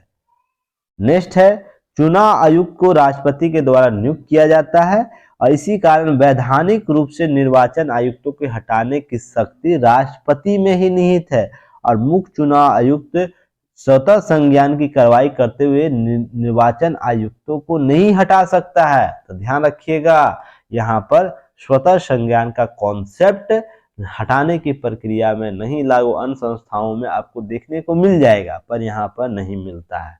आपको ये चीज डायलेमा समझने। अब चुनाव आयोग और कार्य की शक्तियां आप देखिए, यह क्या करता है, राजनीतिक दलों और उम्मीदवारों के लिए प्रत्येक 5 वर्ष पर आपको आचार संहिता, पूर्व आचार संहिता जारी करता है, होता है ना, पहले भी मैं चर्चा किया, 2 या 5 नवंबर का वीडियो आप लोग देख लीजिएगा। राजनीतिक दलों को नियंत्रित करता है, चुनाव लड़ने के योग्य पार्टियों को पंजीकृत करता है। यह राजनीतिक दलों के उम्मीदवारों के प्रचार खर्च अनुमति सीमा प्रकाशित करता है, इसकी निगरानी करता है। तो कमेंट सेक्शन में बताइए मुझे फटाफट आप लोग को, अभी हाल ही में राज्यों और केंद्र शासित प्रदेशों के लिए चुनावी सीमा निर्धारित की गई थी, लोकसभा चुनाव के लिए, विधानसभा चुनाव के, वो कितनी है मैंने चर्चा कर चुका हूं। तो आप लोग इसको लिखिएगा कमेंट सेक्शन में, आप लोग बताइएगा। और कोई एक स्टूडेंट, आप लोग क्या करना, जितने भी क्वेश्चन मैं पूछता हूं आपको एक क्वेश्चन का लिस्ट बना के टेलीग्राम चैनल पर शेयर कर देना है। या आप यूट्यूब पर भी उसे शेयर कर सकते हैं ताकि लोगों को आसान हो। इतना तो आप लोग कोऑपरेट कर ही सकते हैं ना। चलिए नेक्स्ट है, सभी राजनीतिक दल नियमित रूप से अपने ऑडिट वित्तीय रिपोर्ट चुनाव आयोग को ही पेश करते, उससे संबंधित यह कार्य निर्णय लेता है ऑडिट रिपोर्ट के संदर्भ में। नेक्स्ट है, चुनाव आयोग के बाद सदस्यों की योग्यता के लिए अयोग्यता की सिफारिश करता है। अगर आयोग को लगता है कि उन्हें कुछ दिशा निर्देशों का उल्लंघन किया तो उसकी योग्यता को समाप्त कर देता है, उसे अयोग्य घोषित कर देता है। तो यह सब कार्य चुनाव आयोग को दिया गया है। नेक्स्ट हम लोग बात करेंगे आयोग, चुनाव आयोग के समक्ष चुनौतियां कुछ है, तो उसमें भी हम लोग कवर करेंगे। 50 मिनट हो गया, कोई बात नहीं, एक ही टॉपिक आज है इसलिए मैं विस्तृत चर्चा कर रहा हूँ। और भी जो चीजें उतना रिलेवेंट नहीं है न्यूज में, इसलिए सब्र से पढ़ते रहिए। तो चुनाव आयोग के सदस्यों के लिए किसी भी प्रकार की योग्यता विधिक हो, शैक्षणिक हो, प्रशासनिक हो, न्यायिक हो का निर्धारण नहीं किया है, ध्यान रखिएगा। आप है ना चुनाव आयोग के सदस्यों के लिए न किसी प्रकार की योग्यता की चर्चा नहीं है संविधान में। कितनी विधिक उसकी स्थिति होनी चाहिए, शैक्षणिक स्थिति क्या होनी चाहिए, प्रशासनिक स्थिति क्या होनी चाहिए, न्यायिक स्थिति निर्धारण नहीं किया गया है। तो आप इसे समझिएगा, यह सबसे बड़ी समस्या चुनौती इसके सामने है। चुनाव आयोग के समक्ष सबसे बड़ी चुनौती यह भी है कि जो मुख्य निर्वाचन आयुक्त हो और अन्य चुनाव आयुक्त के मध्य शक्ति विभाजन के संदर्भ में कोई स्पष्टता नहीं है। अब मान लीजिए जो मैंने आपको कॉन्सेप्ट बताया, एक अगर वोट देता 3 व्यक्ति का बेंच है, एक पक्ष में आता है, एक विपक्ष में आता है, एक न्यूट्रल आता है, तो अब तीनों व्यक्ति के एक ही मुद्दे पर 3 वोटिंग आ गया, तब निर्णय कैसे होगा। तो यहाँ पर शक्ति विभाजन बहुत जरूरी है। मुख्य चुनाव आयुक्त को ऐसी शक्तियां दी जानी चाहिए जिसके आधार पर निर्णयों को न संतुलित किया जा सके। अगर मान लीजिए ऐसे कभी विवाद हो ना, ऐसा कभी मामला आ जाए जो तीनों व्यक्ति 3 तरीके के निर्णय ले ले, तो ऐसे निर्णय में ऐसे मामले में मुख्य चुनाव आयुक्त का ही निर्णय जो होगा मान्य होगा। अब वो पक्ष में दे रहे हो या विपक्ष में दे रहे हो, ऐसा मध्य शक्ति विभाजन का एक कॉन्सेप्ट जरूर है, बहुत होना जरूरी है। इसलिए इसमें अस्पष्टता के कारण चुनौतियां देखने को मिल जाता है। तो नेक्स्ट हम लोग देखेंगे। अब इसके बाद एक चीज और हो जाता है, इसके अलावा संविधान में सेवानिवृत्त जो चुनाव आयुक्त होंगे ना, उसको सरकार को द्वारा किसी और नियुक्ति से वंचित कर दिया गया है। अब जो भी निर्वाचन आयुक्त से अर्थात चुनाव आयोग से सेवारत होंगे अब 65 के बाद, उनको कई अन्य सेवा नहीं दिया जाता, कोई भी सेवा नहीं दिया जा सकता जो सरकार द्वारा आपको एफिलिएटेड है, सरकार जिसमें नियुक्त करती है, केंद्र सरकार। तो ध्यान रखिएगा, यह सेवा से नियुक्ति से पुनः नियुक्ति से वंचित हो जाते हैं। तो ध्यान रखिएगा, ये आपको प्रश्न बार बार पूछता है। नेक्स्ट है धारा 29(2), आपको चुनाव आयोग से संबंधित जो धारा, उसके निर्वाचन आयोग में राजनीतिक दलों के पंजीकरण, अर्थात यहाँ पर बात हो रही 1951 जो जनप्रतिनिधि अधिनियम 51, वो उसकी बात हो रही है। यह चुनाव आयोग की राजनीतिक दल के पंजीकरण के रद्द करने की शक्ति नहीं करता है, ध्यान रखिएगा। पंजीकरण देने की बात तो जरूर करता है, पर उस राजनीतिक दलों के पंजीकरण रद्द करने की शक्ति नहीं देता है। तो पंजीकरण रद्द नहीं हो पाता है, तो यह भी एक डायलेमा चुनौती है चुनाव आयोग के सामने, तो आपको इसको समझना होगा। और ये सब सुधार होने की बहुत जरूरी है। नोट याद रखिएगा, इससे संबंधित क्यों नहीं होता।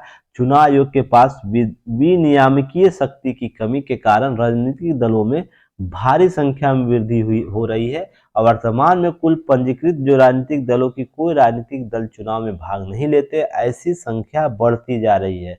पंजीकरण तो करा लेते हैं पर वो किसी प्रकार से चुनाव, इससे संबंधित मैंने डाटा भी आप लोगों से शेयर किया था, याद रखिएगा।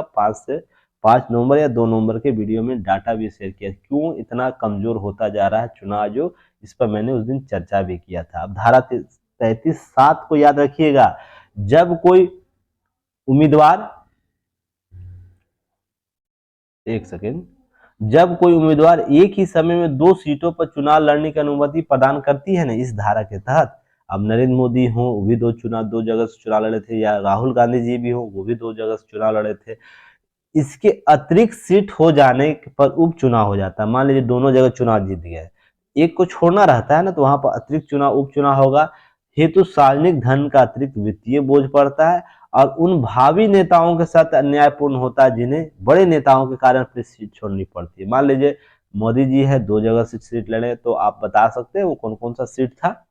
अब राहुल गांधी भी 2 जगह से बड़े बड़े नेता हैं, तो होता है क्या, ये मान लीजिए 2 सीट पर ये लड़ रहे हैं, तो एक सीट पर पहले रहते एक ही जगह एक उम्मीदवार खड़ा था। अब दूसरे सीट पर कोई व्यक्ति खड़ा होता है ना, तो ऐसा होता है कि उस सीट पर जो अन्य नेता खड़ा हो सकते हैं उनके साथ अन्यायपूर्ण व्यवहार हो जाता है, या समानता के अधिकार का भी उल्लंघन कर देता है। तो ध्यान रखिएगा, आप कमेंट सेक्शन में जो प्रश्न पूछा जाए उसे दीजिएगा। अब नोट याद रखिएगा, जनप्रतिनिधि द्वारा इसका उपयोग उनके निम्न स्तरीय राजनीतिक प्रदर्शन के चलते, उनकी विफलता के चलते विशुद्ध सुरक्षा उपायों के रूप में किया जाता है। धारा 123(3) चुनाव में मत पाने के लिए भ्रष्ट आचरण का पालन करने से संबंधित है। इसे नोट के रूप में देखिएगा। और यहाँ पर भारत में चुनाव के दौरान धर्म, जाति, वर्ग, धर्म, समुदाय, भाषा के आधार पर वोट मांगे जाते हैं। और किन राज्यों में नहीं है, वो देश के हर कोने में है। वो साउथ की बात हो, आपको महाराष्ट्र, गुजरात या किसी भी स्टेट की बात करें, संपूर्ण भारत में आपको यह देखने को मिलेगा। धर्म, जाति, वर्ग, समुदाय, भाषा के आधार पर वोट, भारत इन डायलेमा से वंचित है ही नहीं। यहाँ बिना एक राजनीतिक रजनी कोठारी का एक कॉन्सेप्ट आप लोग को याद रखना चाहिए। भारतीय राजनीति का कल्पना जाति उन्मुख किया ही नहीं जा सकता। जब तक इसे जाति से जोड़कर नहीं देखा जाएगा, भारतीय राजनीति की कल्पना ही नहीं हो पाएगी। या बिहार के संदर्भ में हो, या यूपी के संदर्भ में, या किसी भी स्टेट के संदर्भ में बात की जा रही है। हाँ, सभी में मात्रा अधिक और कम हो सकती है, कहीं अधिक होगा, कहीं कम होगा। नेक्स्ट आप लोग को याद रखना, चुनाव खर्च के संदर्भ में दिशा निर्देश दिए गए, वो भी राजनीतिक अपराधीकरण, अमलीकरण का स्वरूप देखने को मिल रहा है। चुनाव आयोग किसी भी व्यक्ति आचार संहिता उल्लंघन के मामले अगर दोषी पाता है, उसके संदर्भ में मामले आपको चुनौतियों के रूप में देखने को मिलता है लोकतांत्रिक प्रक्रिया में। नोट यहाँ याद रखना है क्या, कि प्रत्यक्ष रूप से ये रिपीटेड हो गया है, इसलिए मैं यहाँ पर जल्दी फटाफट कर दे रहा हूँ। टाइपिंग रिपीटेड हो जाता है ना, कभी कभी मुझसे भी गलतियां हो जाती है, तो माफ कर दिया कीजिए।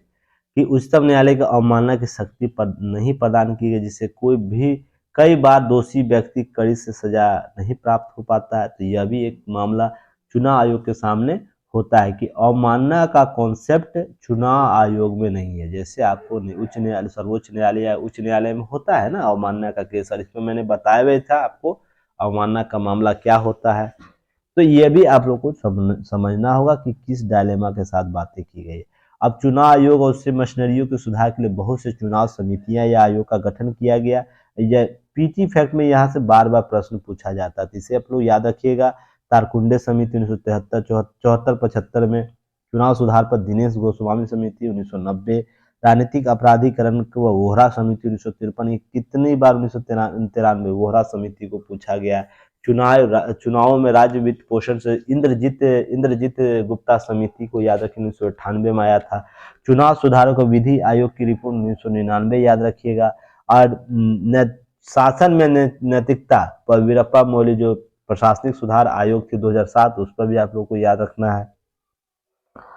अब नेक्स्ट है चुनावों के कानूनी और सुधार के लिए तलखा समिति जो गठित की थी 2010। ये इंपॉर्टेंट चुनाव सुधार है। इसके अन्य जो एस्पेक्ट है मैंने उस पर चर्चा कर चुका हूं। 2 या 5 नवंबर के वीडियो आप लोग देखिएगा, दैनिक न्यूज एनालिसिस को, वहां पर सारे डायलेमा पर मैंने कवर कर चुका। उम्मीद करता हूं कि इस लगातार नॉन स्टॉप 58 मिनट के वीडियो में आपको चुनाव आयोग से संबंधित सभी डायलेमा कवर हो गए होंगे। और आप लोग कमेंट सेक्शन में बताइएगा ये जो एनालिसिस था आप लोग को कैसा लगा। अब आप लोग से रिव्यू भी लिया जाएगा।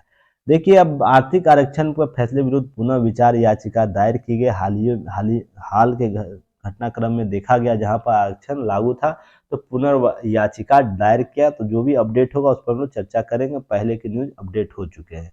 अब देखिए, जामा मस्जिद में लड़कियों के प्रवेश पर प्रतिबंधित है। देखिए, पहली दृष्टिया यहाँ पर देखिएगा ना तो लगेगा कि नहीं यह महिला विरोधी है, महिला विरोधी कॉन्सेप्ट है। और जैसा कि आरोप लगाया भी जा रहा है कि यह महिला विरोधी है, समान जो आधा आबादी है उसके साथ या घोर पाप किया जा रहा है जामा मस्जिद के लोगों के द्वारा, या इस प्रकार के मंदिरों में भी देखा जाता है, मंदिर परिसर में भी इस प्रकार की घटनाएं देखने को मिलती है। पर यहाँ पर देखिए, यहाँ पर क्या निर्णय आया पहले इसे समझिएगा, तो हम इस पर आगे बात करेंगे। यहाँ पर बात यह है ना कि जामा मस्जिद में लड़की या लड़कियों को अकेले दाखिल मना किया गया है। इसके बाद प्रवेश द्वार पर मस्जिद के भीतर के तैनात कर्मचारी बिना किसी पुरुष साथी के मस्जिद में प्रवेश कर रही युवतियों को रोक दे रहे हैं। अर्थात पुरुष साथी का कहने का मतलब है कि उसके परिवार के लोग होने चाहिए, पति होना चाहिए, इसके संदर्भ में बातें की गई है। देखिए, अश्लीलता रोकने की कोशिश इस प्रतिबंध की वजह बताया गया है। यह जो जामा मस्जिद की कोर कमेटी उनके द्वारा बताया जा रहा है। हालिया घटनाक्रम ये देखने को मिल रहा है ना, सोशल मीडिया जब से आया है, लोगों के रहन सहन और कार्य में बहुत बदलाव आ रहा है। सेल्फी युग स्टार्ट हो चुका है, सेल्फी युग का स्टार्ट हो चुका है। आप देखिएगा, कोई भी मंदिर हो, मस्जिद हो, कोई भी पूजा स्थल हो, वहां पर पूजा से अधिक है ना सेल्फियों का दौर चल रहा है। अब देखिए, इसका एक पक्षीय है, मैं सभी पक्षीय बात नहीं कर रहा। ऐसा हकीकत आप लोग महसूस करते, स्वयं भी करते होंगे ना। तो होता क्या है ना, जो जो ये सब जो स्थल होता है ना, क्या होता है, ध्यान अंतःकरण करने की चीजें होती है, स्वयं को स्वयं से जानने की क्या डायलेमा के रूप में देखा जाता है कि हम इन जगहों पर जाते हैं तो ऐसा वहाँ पर माहौल रहे कि लोग खुद को जान सके, खुद के समस्याओं को सुलझा सके। तो वहाँ पर इस प्रकार की घटना से अश्लीलता जो चीज़ें, जैसे जाते हैं आप किसी मंदिर परिसर में या कहीं भी जाते हैं सार्वजनिक स्थल पर, तो जो यूट्यूब हो, आप देखते होंगे इतनी, अब मैं बोल भी नहीं पा रहा हूँ किन किन शब्दों का उपयोग करूँ यहाँ पर, ऐसे आपको वीडियो देखने को मिल जाएगा। ओपन कीजिए ओपन प्लेटफॉर्म तो अचानक मिल जाएगा, लड़कियां कपड़े उतार कर रील बना रही हैं। और हमें तो हद तब हो जाता है, उनके गार्जियन कहाँ रहते हैं। लड़के भी बिना मतलब के उसके डिबेट किए करते हैं। देखिए, इससे होता है कि सामाजिक व्यवस्थाएं खराब होती है। तो आफताब जैसा मामला आपको देखने को मिल जाएगा। हाल ही में बिहार में आपको देखने को मिला, एक प्रेमी युगल ने उसके शव को काट कर फेंका। तो ध्यान रखिएगा कि जब आप निरंतर ऐसी प्रक्रियाओं के अमल करने के लिए मौन स्वीकृति दे देते हैं ना, तो ऐसे ही घटनाएं घटती, आफ्ताब जैसी घटनाएं घटेगी। या बिहार में प्रेमी युगल का शव काट कर बोर में डाल के फेंक दे रहा है, या हाल ही में एक जगह और मिल गया देखने को। तो देखिए, आप है ना उन परंपराओं को कभी बढ़ावा मत दीजिए जो है ना सामाजिक दायित्व को कम करता हो। अब इसमें है ना, आप दूसरे एंगल से समझ लीजिएगा, हाँ कि हाँ महिलाओं के रोके प्रवेश है। अब बताइए कि कोई महिला अगर अपने साथी के साथ इन परिसरों में जाकर भी सामाजिक मान्यताओं को समाप्त करने के लिए कर रही है, वो किसी भी तरीके से हो, देखिए आर्टिकल 19 हो या 21 हो, किसी भी संदर्भ में बात की जा रही हो, तो क्या वो लाजमी है? सामाजिक दायित्व के लिए युक्त युक्त प्रतिबंध की बात की गई है ना, तो क्यों नहीं ये संस्थाएं प्रतिबंध लगाएगी? जरूरी लगानी चाहिए कि ऐसे लोगों को जो परिवार के साथ जा रहे हैं उन पर क्यों लगाएगी? वो तो डायरेक्ट यहाँ पर बातें बोल ही रहा है जामा मस्जिद परिसर के जो कमेटी के लोग हैं, परिवार के साथ जो आएंगे उनके लिए प्रतिबंध नहीं है। पर जो प्रेमी युगल आके या कोई अकेले में आके अश्लीलता फैला रहे, फोटो ले रही है, किसी प्रकार के अर्धलंग चीजों को कवर कर रही है, उसके लिए प्रतिबंध है। मैं भी इसका सपोर्ट करता हूँ। मैं अपने समाज को या अपने आसपास के वातावरण को ऐसा होने नहीं दे सकता हूँ जिससे है ना अन्य लोगों पर दुर्गामी परिणाम देखने को। मान लीजिए आफ्ताब के मामले को उदाहरण ले लीजिए। अब यहाँ धर्म से मत जोड़िए आप, आफ्ताब एक व्यक्ति का नाम है मात्र, ये समझिएगा। अगर ये व्यक्ति इस प्रकार से, वो श्रद्धा थी, क्या की थी, अपने परिवार से आर्टिकल 19 के संदर्भ में ही बोली थी कि मुझे स्वतंत्रता है बोलने का, रहने का, कहीं भी जाने का, मैं 18 वर्ष की उम्र को पार कर दिए हूँ, मुझे स्वतंत्र अलग रहने का। आफ्ताब के मामले में आके यह फंसती है, चीज़ों को करती है, ठीक है, न्यूट्रल सभी रहिए। अब जो क्रूरता की गई मामले को देखकर समझ में आ रहा है उसके लेवल किस हद तक बढ़ गया होगा। और ये क्यों हुआ? इसलिए हुआ कि हमने अपनी आज़ादी को अधिक ही आज़ाद कर दिया। एक कॉन्सेप्ट आपके सामने आएगा, आपसे प्रश्न यह पूछा जा सकता है क्वेश्चन क्रिएट किया जा सकता है। आज के समय में आज़ादी स्वयं से अधिक आज़ाद हो गई है। अगर इसके संदर्भ में प्रश्न पूछा जाएगा तो यही सब आपको डायलेमा समझाना, यही सब केस स्टडी समझाना है। इसका सोशल मीडिया सबसे बड़ा इफेक्ट डाल रहा है। टिकटॉक पहले हुआ करता था, अब सोशल मीडिया प्लेटफॉर्म पर फेसबुक हो, यूट्यूब हो, या तो टेलीग्राम हो, या बहुत सा इंस्टाग्राम हो, आप देखते होंगे लड़कियां लड़के लगे पड़े हैं अर्धनग्न चीज़ों को कवर करने के लिए। तो इससे आप क्या कर सकते हैं, आप है ना व्यूअरशिप बढ़ा सकते हैं, अपने पैसे को बढ़ा सकते हैं, पर आपका जो मौलिक ह्रास होगा ना आपका और आपके आने वाले जनरेशन में, वो आप कभी नहीं सुधार पाइएगा। और खासकर मैं उन माता पिताओं से आग्रह करता हूं कि इस प्रकार के अगर कोई आपके घर में कोई कर रहा है, वो लड़का हो या लड़की हो, दोनों को रोकने का प्रयास कीजिए। नहीं तो आपका है ना पूरा जनरेशन समाप्त होने के कगार पर है। हम जो कभी हुआ करते थे ना, मौलिक रूप से अपने वैचारिक स्वतंत्रता के लिए जाने जाते थे, उस स्वतंत्रता समाप्त हो रही है। लोग बौद्धिक कम, बौद्धिकता ज़्यादा दिखा रहे हैं कि हम सभी में आपको आज़ाद है, हम आज़ाद मुल्क है, हम आज़ादी, हम कुछ भी कर सकते हैं। यह नहीं होता है। और एक समय ऐसा आएगा, राज्य जब आपका कान पकड़ना शुरू करेगा ना, तो फिर आप आर्टिकल 19 और 18 वर्ष की उम्र सीमा के इन सारी चीज़ों को, अब जब तक राज्य इस मामले में नहीं आता, कठोर नहीं होता, तब तक आप लोग कर लीजिए। नहीं तो एक एक को पकड़ के ना राज्य है ना ठीक करना जानती है। तो अभी भी समय है, चीज़ों को उस नज़रिए से देखने की ज़रूरत है। बाकी डायलेमा आपको केस स्टडी के तौर पर जब प्रश्न पूछेगा तो आप इसे दे सकते हैं। चलिए अब आगे हम लोग बढ़ेंगे, तो उससे आगे बढ़ने से पहले आप लोग चैनल को ज़रूर सब्सक्राइब कीजिए। जो भी नए अभ्यर्थी हैं, चैनल को शेयर कीजिए, कमेंट कीजिए, और जो भी बताया जा रहा है ऐप पर अपडेट हो रहा है, आप उसे ज़रूर एक बार देखिए। ऐप पर जाके धीरे धीरे अपडेट हो जाएगा। चलिए नेक्स्ट हम लोग देखेंगे। आज के न्यूज़ में बस एक ही इम्पोर्टेंट था, इसी के लिए मैंने विस्तृत रूप से चर्चा किया हूँ। देखिए यहाँ पर पीटी फैक्ट के रूप में से कवर कीजिएगा कि आसियान कंबोडिया के सिम रिप में भारत आसियान रक्षा मंत्रियों का सम्मेलन हो रहा है। ऐसे ADMS प्लस बोला जाता है आसियान से संदर्भ में।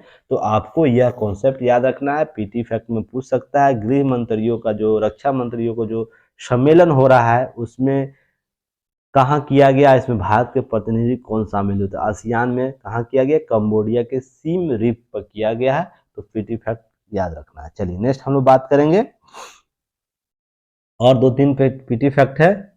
देखिए एक सफल परमाणु क्षमता युक्त स्वदेशी मिसाइल अग्नि 3 का सफल परीक्षण हो गया है। और यह सफल परीक्षण अब्दुल कलाम, APJ अब्दुल कलाम द्वीप के मध्यम रेंज वाली बैलिस्टिक मिसाइल को किया गया वहां परीक्षण। अब ये बताइए कि यह द्वीप कहाँ है, APJ अब्दुल कलाम द्वीप किस तट पर है और किस राज्य से संबंधित है, और इसका नामकरण कब किया गया। 3 क्वेश्चन इस टॉपिक से आप लोग बताइएगा। बाकी चीजें आपको कवर करना है। 3500 किलो में मैंने जब अग्नि की चर्चा की, सारे चीजों को वहां पर डायलेमा को कवर किया था, कितना वर्गीकरण है क्या नहीं है सभी पर। चलिए और एक पीटी फैक्ट है, सॉरी गला बहुत दर्द कर रहा है इसी के लिए। देखिए पराली प्रबंधन में हरियाणा मॉडल को आप लोग याद रखिएगा। जब भी प्रश्न पूछे हरियाणा पराली के संदर्भ में पराली प्रबंधन कैसे करना चाहिए, तो हरियाणा मॉडल का उदाहरण दे सकते हैं। क्यों? क्योंकि देखिए यहाँ पर हुआ क्या है, कुछ गत वर्ष क्या था, 10,179 स्थलों पर पराली जलाने की घटनाएं हुई थी, जो रिकॉर्ड की गई थी। वर्तमान में जो इस वर्ष जो घटना हुई, उसमें केवल आपको 4,119 मामले आए, अर्थात 6,000 की कमी की लगभग हुई है। तो यह मॉडल के रूप में उभरा है। और देखिए इसमें 58% दीर्घकालिक औसत की तुलना में 56.42% का गिरावट हुआ, अर्थात 50% की गिरावट हुआ। तो ये मॉडल के रूप में हुआ। तो सरकार ने क्या क्या किया, इसे आप लोग देख लीजिएगा। इसे जरूर आप लोग नोट कर सकते हैं, जिसमें यह हरियाणा ने पराली प्रबंधन के लिए पोर्टल पहले बनाया। पोर्टल के तहत किसानों से खरीद बिक्री की, ठेकेदारों से संपर्क किया, परालियों के जलाने के लिए, पराली प्रबंधन के लिए। हरियाणा अक्षय ऊर्जा विकास एजेंसी का निर्माण किया गया, जिसके तहत बायो ऊर्जा प्लांट लगाया गया और 1.75 लाख टन पराली खरीदी गई। पराली प्रबंधन के लिए 1,000 रुपये एक प्रति एकड़ गांठ के एवज में 50 रुपये अतिरिक्त प्रति क्विंटल प्रोत्साहन राशि भी दिया गया। साथ ही करनाल और पानीपत में इथेनॉल प्लांट आपको गठित किया गया, इथेनॉल प्लांट निर्माण किया गया। रेड जोन प्रणाली जलाने वाले पंचायत को 10 लाख रुपए का पुरस्कार देने की घोषणा की गई, जो पंचायत अपने स्तर पराली प्रबंधन में जुटी है। तो एक कॉन्सेप्ट दिया गया, पुरस्कार कॉन्सेप्ट डेवलप किया गया पराली प्रबंधन में। जो भी बेहतर काम करेगा उसको, उस पंचायत को 10 लाख रुपया का पुरस्कार देने की घोषणा हरियाणा मॉडल में किया गया। तो इस प्रकार से लोह में सभी लोग सही करते हैं, ठीक ना। फसल अवशेष प्रबंधन के उपकरण 50%, कस्टम हायरिंग सेंटर के 80% तक का अनुदान दिया गया, ताकि लोग खरीदे इसको और इससे प्रभावी प्रबंधन कर सके। सैटेलाइट से निगरानी रखी गई, ताकि करीब 2000 किसान के चालान काटने से लोगों में सकारात्मक संदेश गया। तो ये भी चीजें आपको देखना होगा। अब पंजाब हो, दिल्ली हो, उत्तर प्रदेश हो, कोई भी स्टेट हो, आपको पराली मॉडल अब स्टूडेंट को, एस्पिरेंट को, या पराली मॉडल के संदर्भ में हरियाणा पराली प्रबंधन के संदर्भ में हरियाणा मॉडल को याद रखना चाहिए। ये प्रश्न पूछ सकता है और आने वाले एग्जाम में कहीं भी पूछे, हरियाणा मॉडल को आप लोग जिक्र कीजिएगा। चलिए नेक्स्ट हम लोग देखेंगे। देखिए, मैं आप लोग को लगातार बोलता था ना कि वाद होता है, प्रतिवाद होता है और संवाद।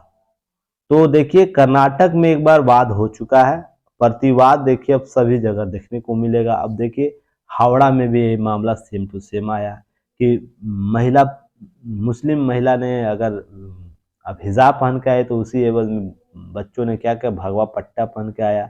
इसका समाधान तभी होगा ना जब हम संवाद के स्तर पाएंगे। वाद करने का मतलब कोई समस्या उत्पन्न कर देना, उसके विरोध में आके कोई व्यक्ति विशेष का खड़ा हो जाना और दोनों के बीच डिस्प्यूट चलते रहना और उसका व्यापक रूप से अन्य क्षेत्रों में प्रभाव देखने को मिलना। पर संवाद उसे कहा जाएगा जब दोनों वर्ग के लोग आके आपसी संवाद के साथ चीजों को कवर कर सके। और मैंने आपको क्या बताया था उस दिन, कुछ ऐसे क्षेत्र है ना जहां धर्म से परे चीजों को रखना चाहिए, धर्म से परे रखना चाहिए, नहीं तो आप इन सामाजिक व्यवस्थाओं को कायम नहीं कर पाइएगा। जिसमें स्कूल आता है, स्कूल एक ऐसा क्षेत्र है जहां पर आपको न धर्म से आपको बाहर चीजों को रखना चाहिए। धार्मिक शिक्षाओं के लिए आपके धार्मिक संस्थाएं अपना धार्मिक स्कूल चलाती है, आप वहां जाइए, कोई दिक्कत नहीं, वो हिंदू हो या मुस्लिम वर्ग के लोग हैं। आप हिंदू लोग भगवा पहन के जाइए, पूरा भगवाधारी होकर जाइए, कोई दिक्कत नहीं धार्मिक स्कूलों में। मुस्लिम पूरा हिजाब पहन के जाइए, कोई दिक्कत नहीं होगा। पर एक समान स्कूल में अगर आप आते हैं, एक जो समान सभी वर्गों सभी धर्मों के लोग वहां पर आएंगे, वहां पर विशेष प्रकृति के चीजों को पहन के आएंगे ना, तो लोगों में क्यूरियोसिटी बढ़ जाएगी। अगर मान लीजिए हिंदू वाले 10% पहन के आ रहे हैं, तो उस समय फिर यही क्यूरियोसिटी बढ़ के जाएगी, वो क्यों 10% पहन के, तो हिजाब हम लोग 20% पहन के जाएंगे। वैसा ही अगर मान लीजिए 10% हिजाब पहन के आ रहे हैं, तो भगवाधारी लोग जो हैं, भगवा के जो समर्थक है या जो मानते हैं दिल से भगवा को, वो क्या करें, फिर 20% आएंगे, हम कम कम क्यों रहेंगे भाई। तो यही चलेगा तो शिक्षा कहाँ जाएगा। मैं उनसे ये जब यही लोग करेंगे, और दोनों अपने जगह सही हैं, ऐसा नहीं कि दोनों गलत हैं, आप उनको रोक नहीं सकते पढ़ने से। तो जब ये लोग करने में रहेंगे, इसी में दिमाग ज़्यादा खर्चा करेंगे, तो पढ़ाई और शिक्षा व्यवस्था कहाँ जाएगी। अब स्कूल अब यही करे कि आप किस पहनावों के पहन के स्कूल में आ रहे हैं और उसके सॉर्ट आउट करता रहे, वो शिक्षा के कार्य को करेगा ना। अब इसी मामले में जब न्यायालय में चला जाएगा, तो न्यायालय क्या बोलेगा कि आप स्टैंड रखिए, सभी चीज़ों को हम जांच कर रहे हैं। तो इसलिए आपको ये विवाद समझना होगा, ये केवल है ना आपके धार्मिक मामलों से जुड़ा विषय नहीं है, ये सामाजिक संस्थाओं के निर्माण से जुड़ा मामला है कि हम किस प्रकार के वातावरण को निर्माण करेंगे आने वाले समय के लिए। किस प्रकार के वातावरण डैमेज हो रहा है हमारे सामाजिक मान्यताओं के, क्या इसका हिजाब पहनने मात्र से कोई व्यक्ति विशेष प्रभावित हो रहा है, कोई भगवा पट्टा पहन रहा है तो उससे कोई व्यक्ति विशेष प्रभावित हो रहा है। तो यह बहुत ही खतरनाक स्थिति है, ध्यान रखिएगा। अभी सभी लोगों को लग रहा है कि नहीं, और यह क्यों पिछले 20 से 30 साल में ही इसका इस प्रकार से हिजाबकरण हुआ है, भगवाकरण हुआ है। तो यह समझने की जरूरत है कि राजनीतिकरण किस रूप से आप पर प्रभावी हुई है। पहले तो मैं अपने दादाजी से या तो अपने बड़े बुजुर्गों से कभी नहीं सुना हूँ, आप भी नहीं सुने होंगे। आप जो, मैं गारंटी के साथ बोलता हूँ, आपके मोहल्ले परिसर में कभी भी हिजाब मामला नहीं आया होगा आज से 30 साल पहले से। हाँ, किस अवसरों पर लोग पहनते हैं वो अलग मैटर है। सामान्य जीवन में कभी भी हिजाब का मामला नहीं आया था। वैसे ही भगवा की बात हो रही है या अन्य धार्मिक प्रस्थानों की बात हो रही है, पहले इस प्रकार का नहीं था। अब लोग है ना भगवा स्वरूपन में जा रहे हैं। तो देखिए, दोनों ही स्थिति में आप धर्म को मान सकते हैं, धर्म की प्रवृत्ति को समझ सकते हैं, पर कहीं न कहीं क्या होगा, सामाजिक व्यवस्थाएं आने वाले समय में उसके लिए प्रश्न चिन्ह रहेगा और एक अलग ही तरीके के कॉन्सेप्ट डेवलप हो जाएंगे। इसलिए शिक्षा को कम से कम है ना भाई, सब माफ कर दिए, शिक्षा के क्षेत्र को केवल शिक्षा के ही रूप में देखिए। अगर धार्मिक मान्यताओं को लागू करना है, मानना है, तो आपके धार्मिक संस्थान है वहां जाइए। दोनों वर्गों की बात हो रही है, तो ये सब चीज आप लोगों को समझनी होगी और समझानी भी होगी। और देखिए, इस प्रकार के प्रश्न क्या होता है, इसलिए इस प्रकार के प्रश्न है ना, मुस्लिम वर्ग की महिला है तो उससे उससे पूछा जाएगा, और हिंदू वर्ग की महिला है तो उससे पूछा जाएगा, दोनों फीमेल से पूछा जाएगा और आपसे राय मांगे जाएगा इंटरव्यू में। अब अगर अपने धर्म के बारे में फेवर करेंगे तो भी नुकसान है, अगर दूसरे के बारे में बोलेंगे तो भी नुकसान है। तो बेहतर होगा न्यूट्रल में रहकर कार्य को करना है। तो न्यूट्रल यही है कि नहीं, शिक्षाओं को लेकर आपको शिक्षा संस्थाओं में एक समान प्रक्रिया को अपनानी चाहिए, जिससे सामाजिक व्यवस्थाएं कायम हो सके। तो इस भावनाओं में आकर मत बोल दीजिएगा आप लोग, ठीक ना। और मेरे प्लेटफॉर्म पर आते हैं तो न्यूट्रल रहना सीखिए ताकि चीज़ों को कवर कर सके। देखिए, मुश्किलों को मात देता है भारत। आपको ये पहले बहुत बार इस पर न्यूज एनालिसिस हो चुका है आर्टिकल पर, जिसमें आपको क्या चर्चा किया गया है कि कैसे ग्रोथ रेट बना हुआ है भारत में, तो उसके संदर्भ में चीज़ें दी गई है। खाली समय मिलेगा तो देख लीजिएगा। एंड पेपर आज से आपको की पॉइंट आज से मिलने लगेगा। आज मैं 22 तारीख आपको 22 तारीख का अपडेट कर दूंगा, 23 का अपडेट कर दूंगा। जो पीछे का है ना बचा हुआ 17 से, और वो मैं एक ही दिन करके अपडेट कर दूंगा। आप लोग टेंशन नहीं लीजिएगा। अब मैं थोड़ा सा, हमारी टीम है ना ऐप पर वर्क कर रहे थे ना, इसलिए थोड़ा सा बहुत ही वर्कलोड हो गया था, जिसके वजह से कुछ चीज़ें नहीं हो सकी। इसलिए थोड़ा सा माफ़ी चाहता हूँ मैं पर्सनली आप लोगों से। बाकी जो चीज़ें हैं, अब देखिए, जो भी लड़कियां हैं ना, इस मामले को, इस चीज़ को पढ़िएगा।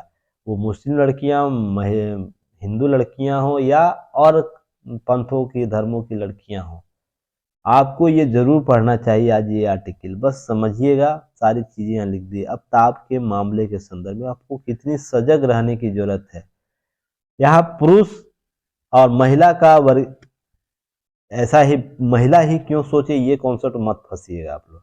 नहीं तो ये प्रकार के ढोंग जो होता है ना, कि महिला क्यों सोचेगी, पुरुष भी जवाबदेह होना चाहिए, तो आप ये बात मान के चलिए, ये जो नवीन लोकतांत्रिक जो स्वरूप दिया जाता है शब्दों का ना, वो बहुत ही खतरनाक होता है। आप प्रत्येक व्यक्ति विशेष को स्वयं के स्तर पर सजग रहने की जरूरत है। समान धारा यही कहता है। अगर मैं सजग नहीं रहूंगा तो मेरे घर में डकैती हो गया, मैं घर को रात को खुला छोड़ के सो जाऊं, तो क्या मेरे यहाँ चोरी होने की संभावना रहेगी कि नहीं रहेगी? ज्यादा प्रोबेबिलिटी रहेगी। अब मैं घर को बंद रखूंगा तो चोरी न होने की संभावना कितनी रहेगी? बहुत कम रहेगी। सिंपल सा लॉजिक यही समझिए। अगर आप सजग रहिएगा ना, महिलाएं सजग रहेंगी, तो कोई भी पुरुष है ना अपन अलग विपरीत परिस्थितियों में नहीं देख सकता है कि आप पर कोई इस पर हरासमेंट कर सकता है, नहीं कर, या इस प्रकार के झांसे में लाकर इस प्रकार की हत्या कर सकता है। अब महिलाएं भी उसको सपोर्ट करती हैं कि ना हम प्यार मोहब्बत करते, प्रेम करते, तो घर से विरोध करके हम चले जाते हैं। तो ठीक है, उसका एक पक्षीय पक्ष हो सकता है कि ये किया जाएगा तो बहुत से अवसरों पर ठीक हो सकता है, पर आपको वो समझना होगा कि उसके उसके एस्पेक्ट कहाँ तक जा सकते हैं। तो ऐसा कोशिश कीजिए, चीज़ों को समझने की कोशिश कीजिए, उसको है ना और भी डिस्प्यूट करने की जरूरत नहीं है कि महिला है तो हम ही क्यों करें भाई, पुरुष है तो पुरुष क्यों नहीं करेगा। कुछ ऐसे मामले हैं ना जो महिला पुरुष के कॉन्सेप्ट से अलग है। इस पर महिलावादी सोच आप लोग को नहीं लाना है, किसी प्रकार के महिला समर्थन बातें नहीं करनी है। नहीं तो होगा कि नुकसान कहीं ना कहीं आप ही का होगा। आप नए नए लोकतांत्रिक शब्दों में मत फंसिए, केवल जो मैंने उदाहरण दिया ना चोरी का, वो चीज़ समझिएगा कि आप अपने व्यक्तित्व के लिए, आप अपने भविष्य के लिए, स्वयं के लिए ज़िम्मेवार हैं। तो यहाँ पर किसी प्रकार की चीज़ों को अनर्गल नहीं लीजिएगा। मैं भी महिला विरोधी नहीं हूँ, बस ये चीज़ है कि आप स्वयं के लिए सजग रहें, अपने फ्यूचर के लिए सजग। किसी भी पुरुष साथी के साथ कभी भी आपका रिलेशनशिप होता है किसी भी तरीके से, तो पहले आप सजग रहिए। अब देखिए बहुत से ऐसे मामले में होता है ना कि जब भी इस प्रकार के मामले आफ्ताब जैसे मामले होंगे जहाँ पर हत्या कर दी गई, तो उसको हाइपर किया जाता है। अब बहुत से मामले ऐसे होंगे जहाँ पर ये भी देखा जाता है ना, महिला पुरुष छोड़ के चले गए, महिला पुरुष जो है, महिला जो है पुरुष के साथ जातीय करके चली गई या जातीय करती हैं, तो क्या महिला का इतना हाइपर किया जाता है? नहीं ना किया जाता है। यहाँ पर समझिएगा बात को। यहाँ पर तो पुरुष क्या करता है? पुरुष स्वयं को मजबूत करता है, उन सब चीज़ों से उभरने की कोशिश करता है और बेहतर ज़िंदगी जीने का प्रयास करता है, यही करता है ना। तो यहाँ पर देखिए आपको भी यही करना होगा कि दोनों डायलेमा को समझना होगा कि इसका एस्पेक्ट किस रूप से उभर कर सामने आया है। तो इस आर्टिकल में आपको ये समझने को मिलेगा। अरे लड़कियां खासकर इसे जरूर पढ़िएगा। लड़का अगर पढ़ते हैं तो स्वयं भी आप जवाबदेह बनिएगा, मैं जानता हूं, पर लड़कियां खासकर इसको अच्छे तरीके से पढ़िएगा। पेपर आप लोग को अपलोड हो जाएगा, तो इसका आपको देख लीजिए। नेक्स्ट हम लोग कल फिर मिलते हैं। एक एक न्यूज है पीटी फैक्ट, इसे आप लोग बस याद रखिएगा। एक पैरा एस्ट्रोनॉट कॉन्सेप्ट दिया गया जिसमें होगा पैरा ओलंपिक के जो धावक है जॉन मैकफॉल, उनको अंतरिक्ष में यूरोपीय स्पेस एजेंसी द्वारा भेजा जाएगा। तो एक नया कॉन्सेप्ट आया पैरा एस्ट्रोनॉट। एस्ट्रोनॉट जो होते हैं ना, जो अंतरिक्ष यात्री, उनको पैरा जोड़ दिया गया क्योंकि यह दिव्यांग है, इसलिए। तो आपको याद रखना है, इसलिए यह पीटी फैक्ट के रूप में भी आपको काम दे देगा। चलिए नेक्स्ट हम लोग कल फिर मिलेंगे एक नए न्यूज एनालिसिस के साथ, और जो भी चीजें हैं अपडेट अब धीरे धीरे हो जाएगा, आप लोगों को टेंशन नहीं लेना है। अब हम लोग फिर 5G स्पीड में आ चुके हैं। और चलिए जो भी ऐप पर आप लोग को दिया जा रहा है उसे ऐप को इंस्टॉल करके देखिए, क्या क्या नया अपडेट आ रहा है, उसे परचेज कर सकते हैं, आप लोग प्रैक्टिस कर सकते हैं। आपको कंटेंट क्वालिटी में कोई कमी नहीं होगी। एक बार परचेज करके देखिए तो सही क्या है नहीं है। अब 200-300 पे आपका जीवन तो नहीं समाप्त हो जाएगा ना। एक बार देख लीजिए क्या है नहीं है, तो आप लोग हम लोगों से बहुत बेहतर चीज़ सीखने को मिलेगा। तो चलिए कल फिर मिलते हैं। जय हिंद।